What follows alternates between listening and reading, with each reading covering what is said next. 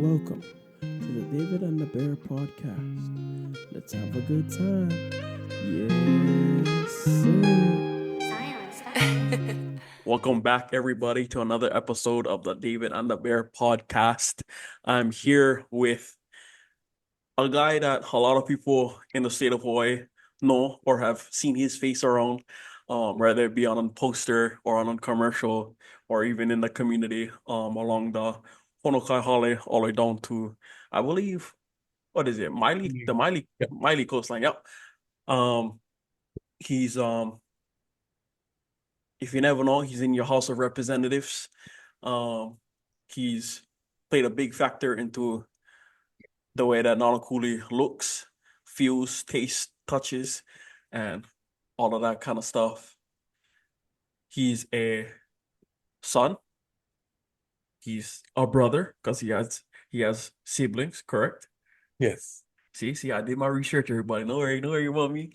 And but yeah, without further ado, Representative Darius Kila. Oh, thank you. And that was a really nice introduction. I cannot take the full credit. It's a community effort for sure. I know I never need to do that, but somebody gotta give you some sort of credit. You know what I mean? I appreciate it. Thank you. So before we start, the big question is, or before you even jump into any of the questions, I know you do you're in politics and all that kind of stuff, and a lot of people try to stay away from politics because it's a touchy subject in regards to anything. But what made you jump into the political world? Well, I think you said it best, right? Is that folks don't want to partake and they're not jumping into it. And my biggest thing is that when you are not at the table or when you are not a part of the process, someone else is making your decision for you. Mhm. And for me, right, I got elected 2 years ago at the age of 26. I am still currently like the third youngest elected in the state of Hawaii. And it's a testament to just where young folks are at. They're Mhm. not at the table with us. And I don't blame them because the young folks now and today are the ones that are trying the hardest to absolutely just exist in Hawaii, exist in Mhm. their communities. And so with their bandwidth at full capacity to try to ask them to engage in one more thing, it is tough. But Mhm. in some of the most minute forms of government, right? Democracy Yeah. cannot thrive in darkness or without people participation. So when I'm here at the table, I'm never not remiss to think about the privilege and opportunity I have. One, to be one of the younger legislator of Native Hawaiian descent, a legislator who lives in a household with mom, dad, siblings, grandma, Mhm. we're three generations, and they're the folks that keep me grounded. So when you ask me what made me really get into it, I think it's a mixture of all of that. And just also my new spin on things is because a lot of folks oppose to people what inspired you. And I think inspiration and great things can be the motivation and drive, but I also think Mhm. fear motivate people. Mhm. And as a legislator, former staffer, I think the fear of misrepresentation was something that drove me because I know what can happen when you have misrepresentation of your district. So the inspiration to serve was a part of it, but also the fear of not having the best representation at the table. So it's a good balance of both. I like that. I like that. So diving right into the questions is, what's one of your biggest challenges in life, whether it be personal or professional? The hardest part is for me is that I take my work home. Mhm. I as a legislator try to be accessible and available and to a fault, maybe at my own at any given time, whether it's 2 in the morning or 11 at Mhm. night. And sometimes trying to strike that balance is really tough. But Mhm. that's how hard the work is for the district I represent, that it is around the clock. And I Oh, know for I sure. know what I signed up for. So Mhm. it's much of it's challenging, it's hard, it's tough. I'm okay with it. Mhm. I just that one day the work that we're doing Gonna pay will off. manifest into just easier work, right? Because many hands make light work. Oh, So 100%. if in some way the work that we're doing now, the last 2 years, the next 2 years, can make the next 4 years easier, I'm all in. Mhm. Because the day that we have nothing to do is a day that I can say our job is done. And so that's a trick question because there'll always be something to do. So looking back at, you know, jumping into politics, and I'd assume before you jumped into politics, you was, still trying to do stuff for part of the community. What was that Darius Kila before Yeah, you representative? know, so I moved home from attending college in Oregon amidst the pandemic in 2020. Mm, And I moved home right in the midst of the election of President Biden and President Trump. I wasn't necessarily active, but I that was an important election for me mhm. because I was reminded that I never voted in 2016. And so ever since then, I've never taken it for granted the privilege I have to vote. So voting then, I felt activated. And so it's circa February 2021. That's when they started recruiting folks to serve on what's known as the Honolulu Neighborhood Boards. So ours is the Nanakuli Maili Neighborhood Board. Mhm. And I felt all activated, like I'm going to do this. And it's similar because, excuse me, post in college, I was very active. So to come home and it kind of stopped. Well, first of all, COVID, not active almost for a year, antsy. So I was like, let's throw my name into the hat. I don't Mhm. even know what the board does. And to run against, it's a 9-person board, 18 people running. Oh, I wow. was highest vote getter as my first time running, and I was the youngest board member, and that just was so exciting. But in tandem, serving on the board, my predecessor, Representative Eli, Mhm. had kind of saw me just wanting to get involved, and she was so helpful to just navigate and guide me through the process. But that started our relationship mentorship. So getting on the board in July, I'm with my family, helping them with our family business, but I bills are just happening. And then I Mhm. have and get hired at what's known as the Council for Native Hawaiian Advancement, working in their emergency funding assistance and rental utility relief program that was administered by the City and County of Honolulu. I am working firsthand with all these folks from across the island, but primarily you're seeing 96792 Mhm. barely keeping it together. And I'm just compelled at trying to figure out what's the issues, how have we gotten to this point, and still being on the board, still having the mentorship with Rep Eli. This is now November. I'm asked if I would like to apply to this leadership training program for future candidates. And because I think at this point, Rep Eli identified me maybe as one day running for office. Mhm. And then she had also asked me if I wanted to work with her at the legislative session for 2022 at the Capitol. Get accepted to the program. I start working session. Rep Eli goes and shares with me that she's considering running for another seat due to some family circumstances. Um, and I think she wanted me to run for office 4 years later, not as soon as we thought. And when she had said that I think you'd be a good fit to run, I was nervous. I'm in the Mhm. lead program, and I believe it's March 15th, 2022. I announced I'm running for office, and I think the rest is history. I like that. So I know this might be kind of a loaded question, but I guess what is one piece of like advice you could share to um especially to the people of 96792 Lanakuli, Miley area who feel like they're getting priced out of, that priced out of paradise. What is one piece Oh of advice yeah. you can give to them? In our household, there's me working, my mom working, my brother working, my dad doing our family business, my grandma's on Social Security, Hmm. and shoots, and it's still not enough, right? And Hmm. we're getting there. And Yep. I think the this is not just for 96792. I think it's across the state that they have to have that uncomfortable conversation about trying to discover what is a need and what is a want. Mm-hmm. I've to, I mean, just to be fully open, right? I mean, I've only paid off credit card debt from 2018 when I first got my credit card in college, a Mm-hmm. couple of months. And that was so negligent of me, but I don't ever want to be in that situation. But I've heard firsthand just some of the predicaments folks end up in, and sometimes the reasons they end up in these situations. I think one is just having that conversation amongst folks of how can we be just a little more responsible with our finances, but also too, how do we start getting ahead so we're not behind? It starts Mm-hmm. with my age, right? People talk about generational wealth. There's generational debt.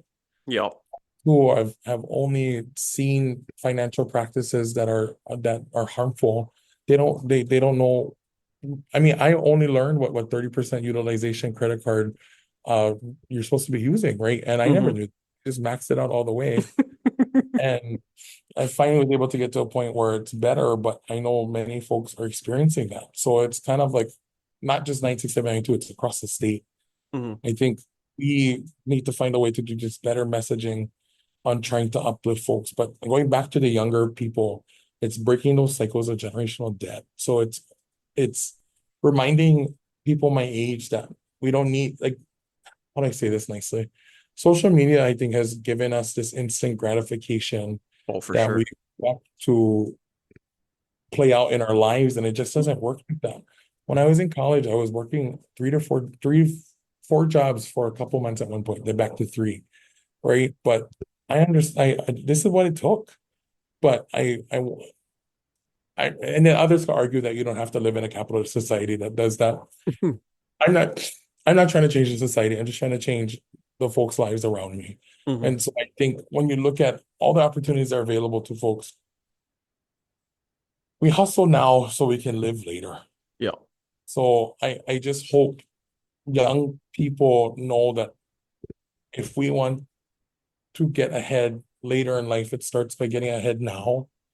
And so trying to make jobs one accessible to folks on every scale of education, entry level to educational degree, but also understanding like some jobs do ask too much, to be frank, Mm-hmm.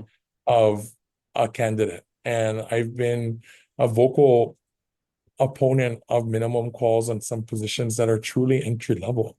Like Mm-hmm. we are trying to get folks to fill different positions. I understand we have to keep the position at what it's at, but I don't think lowering minimum calls hurts them. So we'll continue to have those dialogues. So back to your original question, my advice is that we gotta get ahead now so we can get ahead in the future. Mm-hmm. So it's a whole gamut of stuff, and I'm sure folks will argue otherwise with me, but that's just something I'm thinking off the top of my head right now. I like that. So looking whether it be, in young Darius Kila out at college or professional representative Darius Kila, what is your deepest regret in life? One thing I struggle with is how I was so in a rush to get to everything next. I never Mm, got to appreciate the things in front of me now.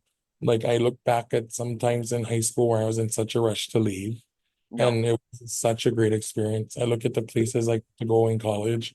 I was in such a rush to get to what's next. I didn't get to appreciate what was in front of me. And now, as I tried to progress and get a little older, I am trying to live in the moment because I'm always Mm, reminded that nothing is guaranteed. yeah. And I even conduct myself in that same way in the office I hold, that every day I tell folks I conduct myself in the way that you are up for reelection. Like I'm never stagnant. Mm. And so I don't want to get too caught up on that ideology, but I go back to just, I regret sometimes not living truly in the moments that were in front of me. So kind of flipping from a negative side to a lighter side. Right, right. I feel like we kind of tapped into this a little bit, but just put it out there. What are you passionate about? I am passionate about my family, Mm-hmm. and I have such a deep connection with my grandma. Anyone who knows me knows she's like my rock. I have Mm-hmm. this picture of me and her in my office. I'm passionate about, I mean, outside of my family, like if you were to ask me legislatively, I am passionate about the people of Hawaii in all its forms, trying Mm-hmm. to address honestly issues that predated my existence, even being born. But on top of some of the issues that affect people in Hawaii, like I didn't think I would be so passionate about one, our kupuna and the things that affect them, especially Alzheimer's, and Mm-hmm. then for our animal welfare. With the first part about our kupuna, everybody says they love our kupuna. That's a given. Yeah, yeah. Going into depth of one of the first bills I ever passed was a budget appropriation item of $1 million that publicly funded a health and awareness campaign around the disease of Alzheimer's, and working with the advocates, hearing firsthand the struggles they face Mm-hmm. and lack of resources, but also knowing how much stuff is available to them that folks don't know about. Gosh, and I even more so, like people ask me, "Oh, does Alzheimer's affect you?" I said no, but I could never see a day where my grandma wouldn't experience something like that, and I Mm-hmm. wouldn't have this. And gosh, talk about my heartstrings. And so that issue, and especially around our kupuna, have really moved me, because these are the folks that have worked their entire life to just try to enjoy life. And we were at a town hall in October that I hosted, and the whole two front rows, it was kupuna. And the way that they engage, all of them in the front row had notebooks and they're taking notes. And Speaker Psyche at the time acknowledged them and all their note taking. But a community member acknowledged that the kupuna in the front worked their entire lives and fought and advocated. And it is now our time to carry that torch. And so I've been thinking about that sentiment lately. And then secondly, the animal welfare part. I have four dogs. Mm-hmm. Adopted my dog Miley in Oregon at the Jackson County Animal Shelter. I brought her home. My mom and dad have Jenny. My brother has Dream. And then my mom rescued our dog next door from our neighbor. His name is Waldo. So we have four dogs in our house. Mm-hmm. And seeing recently in the last couple of years, animal cruelty cases Oh, take yeah. front center stage, especially in our district. Oh, it breaks my heart and it's frustrating. And trying to give a voice to the voiceless has Mm-hmm. been something I'm truly passionate about. And that extends also to our my human counterparts, that there are just voiceless folks who don't even know how to advocate for themselves at the legislative level. So that whole gamut is kind of what I'm passionate about. So do you feel like you know how like sometimes in like certain industries where you kind of gotta separate your like your feelings from your job type of thing. Do you feel like politics and like in a certain regard is kind of like the same way? Oh, absolutely, because I would be lying to not say there are some really hard days where I Mm, contemplate the work that I do and asking myself if it's worth it, because now more than ever, the political divide is just so far apart that folks can't even just have a conversation. I mean, mm. I've had experiences with community members who just won't even, they close the door on me, just not even having wanting to dialogue with me as their representative just because of my political party affiliation. But when I think about all of that,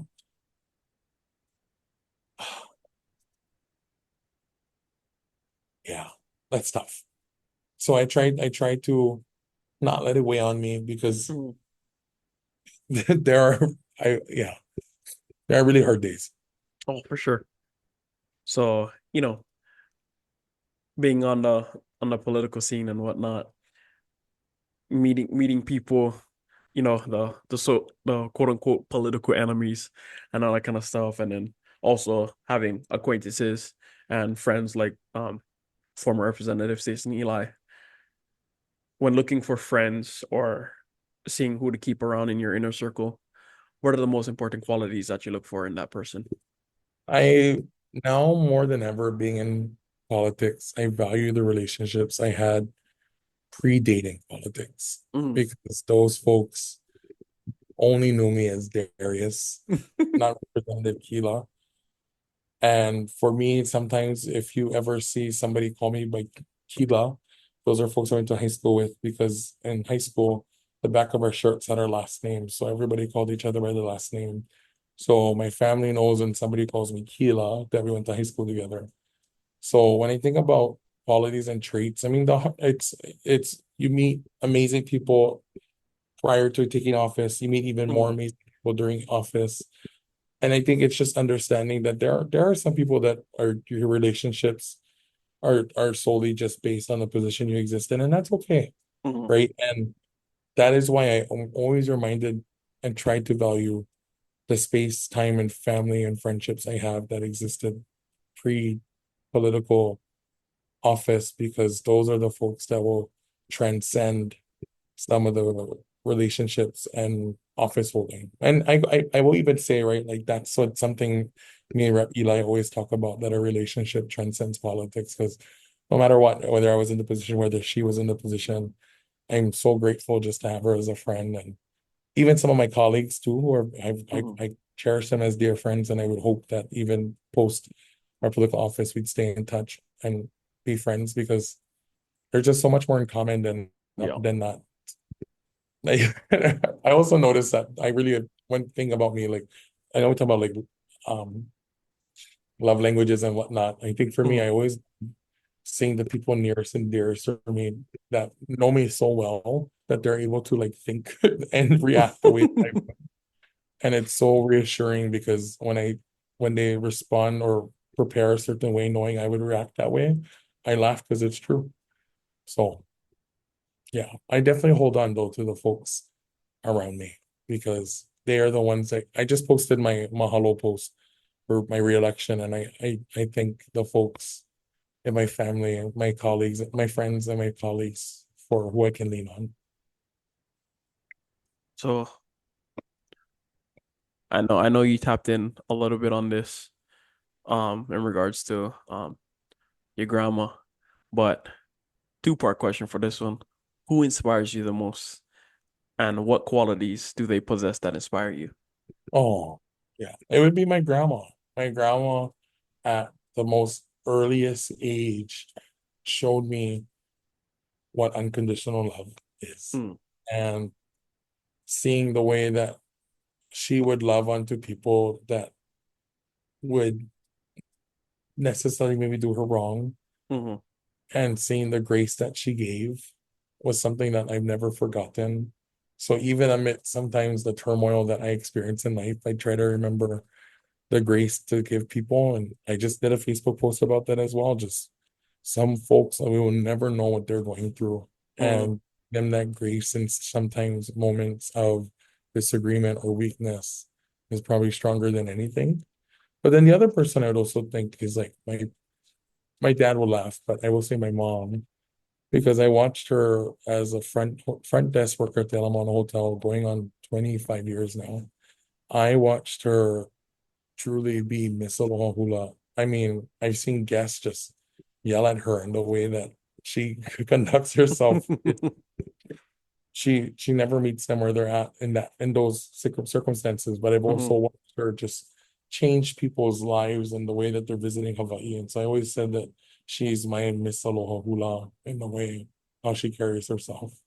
And so when I think about those qualities, it's that unconditional love that you can give folks who may not often give it back to you, and giving grace. I don't know how to say that as a quality, but knowing that not everybody will show up the way that you want them to. And in those Mhm. circumstances, acquaintance, stranger, friend, colleague, family, you give them grace.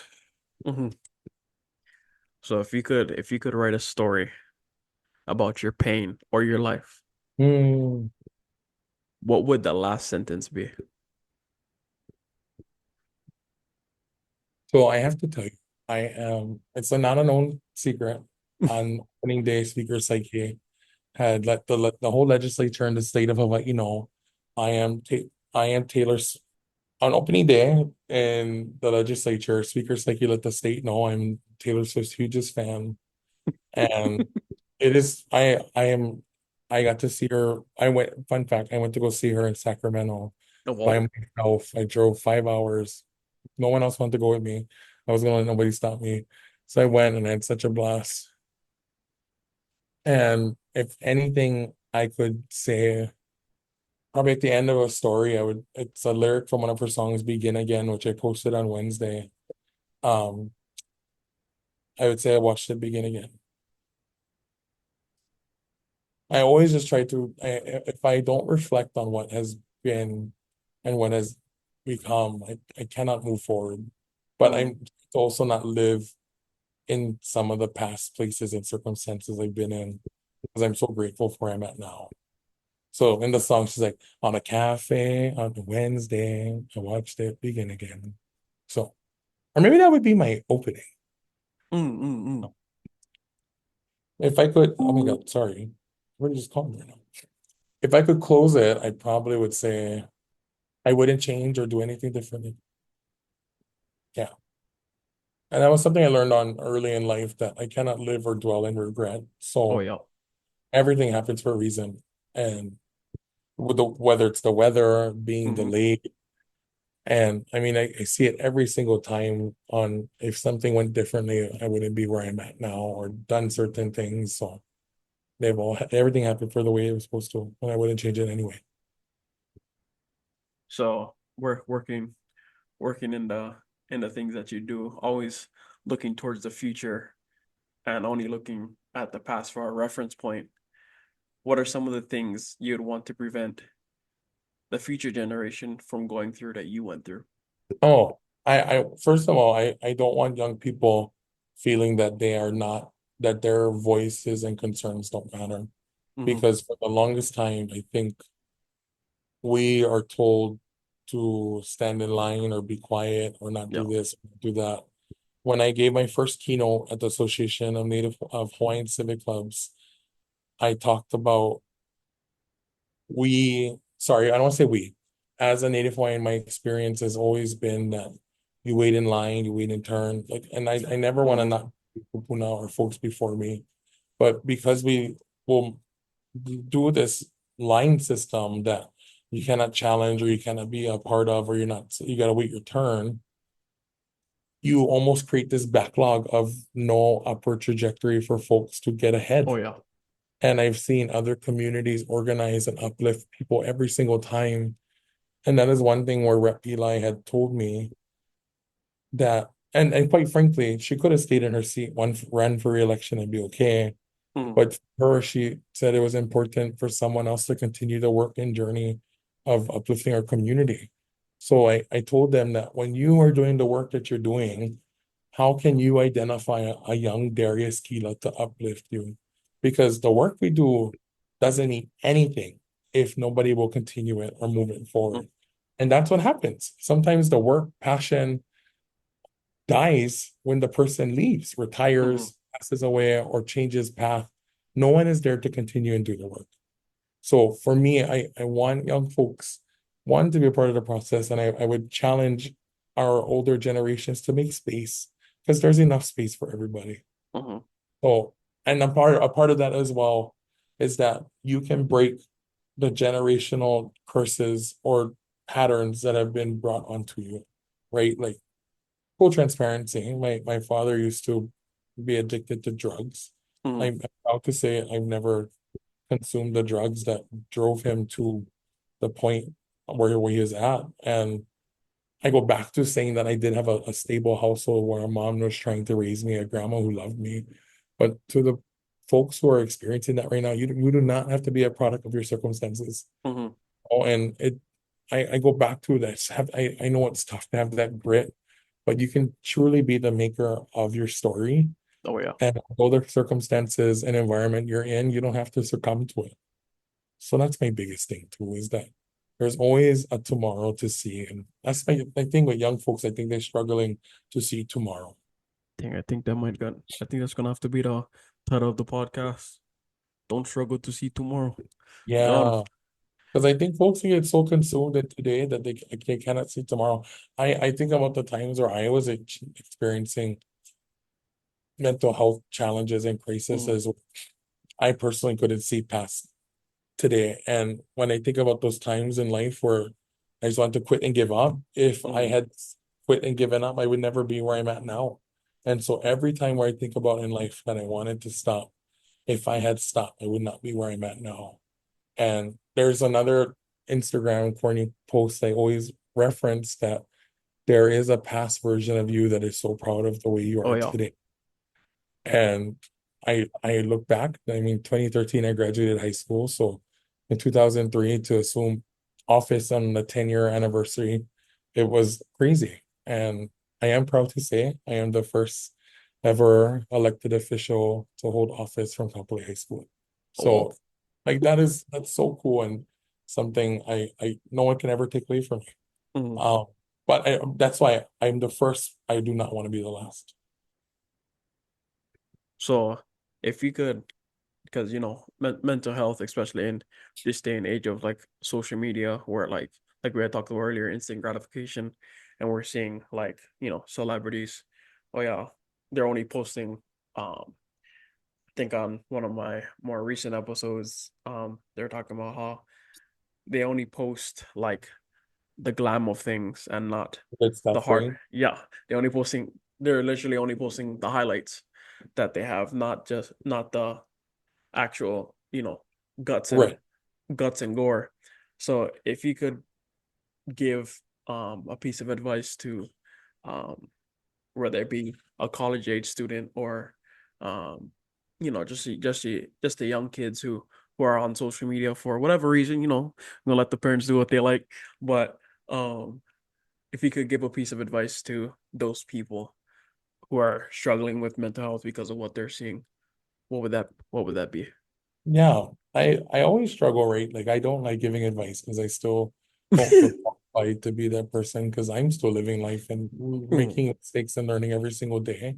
But mhm, first, I would also challenge the people who perpetuate this lifestyle, right? mhm, That there is grace and humbleness. mhm.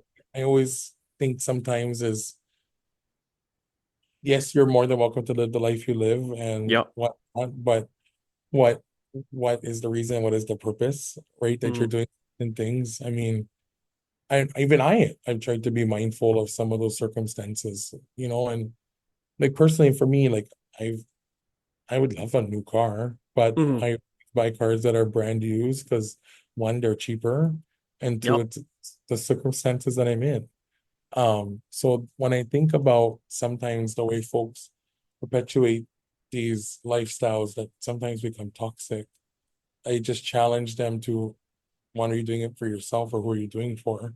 Mhm, And for the folks who are struggling is understanding, right? Like not everything is what it seems to be. mhm. And oftentimes the most flashy or flamboyant or loud folks are the ones that are not where they want to be Yep. and it's okay, right? So I always tell folks like do not get so consumed with other folks' lives and stuff that you forget your own.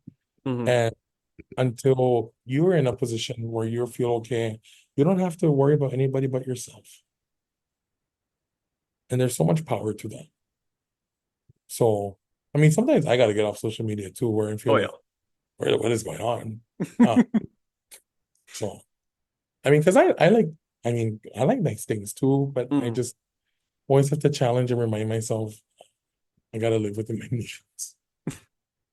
Um, So the last question before I open up the floor to you, um, what's the most important lesson you've learned in your life?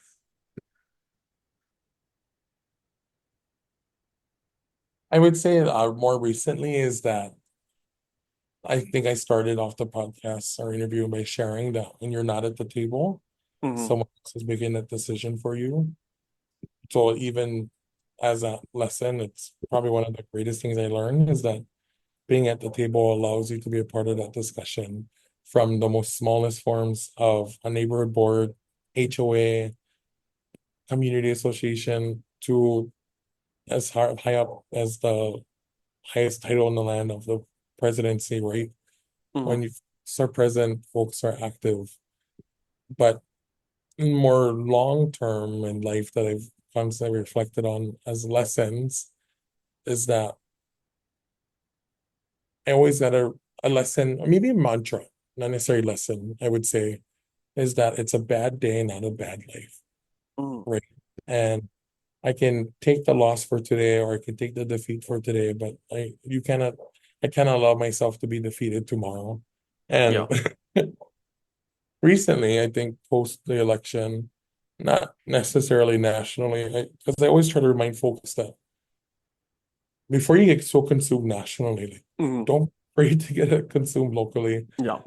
I mean, I one of my colleagues lost his bid for reelection, and that's it's hard for me, right? And again, trying to even give myself grace. I'm only Mm, 28, or 29 at the end of the month. I'm still learning. So, but reminding myself that it's just a bad day, not a bad life. mm, And like going back to what I said earlier, everything happened for a reason. yeah. So gonna open up the floor to you to pose any questions back to me or the listeners of the David and the Bear Yeah. podcast. Why do you feel folks are not necessarily engaged in the process? Um, Honestly, I think to bring it personally to me would probably be um I really don't just don't like politics, to be honest, Mm, because like it can get kind of blurry and like can get like super dirty. Um and especially like I guess the biggest example is like all over social media, with the whole presidential election that went down and who got elected and who didn't. And like a lot of people on both sides were like, "Oh yeah, you cannot be my friend because you voted." And I feel like that's kind of my driving, but like I feel like that's one of the big things, like allowing people who don't know who you are to affect relationships with people that you know personally. mm, And I feel like that has always been like a gray area for me. It's like if you allow, let's say, Kamala Harris to be voted president, and then I say, oh, you know what? You're not gonna be my friend because you didn't vote for her. That's allowing outside people to get in the way of a personal relationship that I had built with you, or even the other way around, voting for Trump, and then I say, "Oh yeah, you cannot be my friend because you didn't vote for that guy." Personally, it's like that.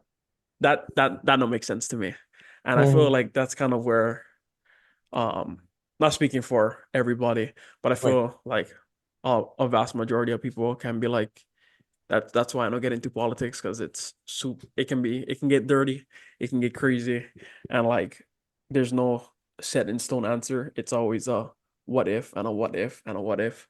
So I hope that answered the question Well, I properly. think it's a segue, if I can close out on this end, is that it is so messy, but it doesn't have to be. Mhm, And I always like it goes back to my sentiment is that if folks choose not to be engaged in the process, that's fine. mhm, Someone else is going to be engaged. Like I always remind some of my colleagues that government Olelo is its own foreign language to some folks, oh yeah. right? And if you're not well versed in it, I don't think you'll understand it. And that's why I always go back to I think in its most skeleton form, government maybe wasn't meant to work for the everyday person. So Mhm, to diverge and divulge into government language is so hard, but I think it's one of those things once you master, it's like a skill, like any other instrument or sport, it only mhm, helps you. But last thing I'll end on is that I was at the Council for Native Hawaiian Advancements annual Native Hawaiian convention that they hold on Hawaii Island. I always like to sit in on spaces with our young folks. There was a panel about young voters and the things that they're talking about. I tried to hide, and then I was mhm, flat by one of the panelists as they were closing. And I mean, just to watch them engage was so empowering. But I do have to share that these students were all Kamehameha School students, and mhm, the way that they are bolstered up to be civically responsible and engaged, I was blown away. But I'm reminded of the privilege that they hold to be able to attend a school that allows them that mhm, chance to be maka, not makolala Hawaii, sorry, that allows them to be maka'ala to those subjects. And when I got up and spoke with them, I said, it is so empowering to see the way you folks engage. But I would be remiss to not give you folks the reality that there are students across the state that don't Oh yeah. have this knowledge, right? For them to be fluent in Olelo Hawaii, civically engaged and responsible. That's not the reality of folks. But Mhm. what an opportunity and privilege you folks have that your school allows you the place and space to be unapologetically Native Hawaiian. And all the things you folks were talking about were phenomenal. But we exist in a Western society and government. So I did this exercise with them. I said, oh, everybody raise your right hand if you have a fist, right? So Mhm. we're talking about activism and whatnot. And I asked if you have a pen in your hand, raise your left hand with your pen, right? And of course, only a couple folks did. And I said, we have to divest the idea that it's important to hold fists in Mhm. spaces and opportunities, sorry, not opportunities, spaces and demonstrations. But the pen is just as powerful as the fist, if not even Mhm. more, because there are other folks who know the gravity and weight that the pen holds. I meant the pen is, I said, what strikes $10 million from a biosecurity bill that the governor didn't want to fund. So it went from $20 million to $10 million. The pen is the signature, whether it's approving or disapproving of 400 home development to help house our people. The Mhm. pen is the approval on the extension of a landfill or denying that landfill, right? And Mhm. we gotta be able to have that mutually or non-mutual agreement that these folks and the pen can fist can intertwine and be just as powerful with one another. But especially for my Native Hawaiian communities, that we can demonstrate and we can be there. But I want us to lift up the pen at the same time because Mhm. there's power in the pen. And so when we can be versed in the pen, the language, everything, the whole gamut, I think we can thrive on top of everything else. So I will end with that, is that I hope folks will look for ways that they can lift up the pen in their lives to help uplift themselves and folks around them. I like that. I guess I never need to ask the closing question. That was the one piece of advice you wanted to share. But Thank you yeah, for having yeah, me. This yeah, was fun. we appreciate it coming on the podcast. And if y'all see Representative Kila out there, like you said, he's just one regular guy out there, I just am. But I do have to warn you, I'm 6'7.5", so don't be too intimidated to talk to me in person. 808-586-4800 is my office number. Rep Kila at capital.hawaii.gov. Yep. Darius So, on Instagram. and I think even if you don't live in the 96792 area code and you just like ask him one question or shoot his office one question, I'm pretty sure they're gonna be more than happy to help you guys out in whatever realm or whatever extent they allow to help you guys out with. Absolutely. Yes, And yes. but yeah, so um don't forget guys, you've seen this guy on a sign somewhere, whether it be on Miley side or Honakai Hale. I'm pretty sure he even gets signs all the way towards town side with his face on them. So you've seen him. And if you guys have like any questions in regards to um laws that you think shouldn't be passed or laws that you think should be passed or this, that, and the third, like you said, his office always open. They're gonna answer you back in on timely manner because I found that Yes. out when I emailed his office. They answered me back in on very timely manner. Was quicker than I expected. Got a shout out to Doreen for that. She was really Yep. good. And I do have to clarify, I gave the wrong number. That's my fax number. So it's Oh, 808-586-9480. yeah, So, guys. No, we call it the fax machine. They're not gonna answer that. No. oh, sorry, 808-586-9480. Well, thank you, Rep Keela, for Thank jumping on the you. call today. And if you're listening to the podcast, sitting next to somebody, be sure to let them know that you love them, and we'll catch you in the next one. Thank you for listening Aloha. to the David and the Bear podcast. Thank you for listening to the David and the Bear podcast, where every story ends in victory. Yes, sir.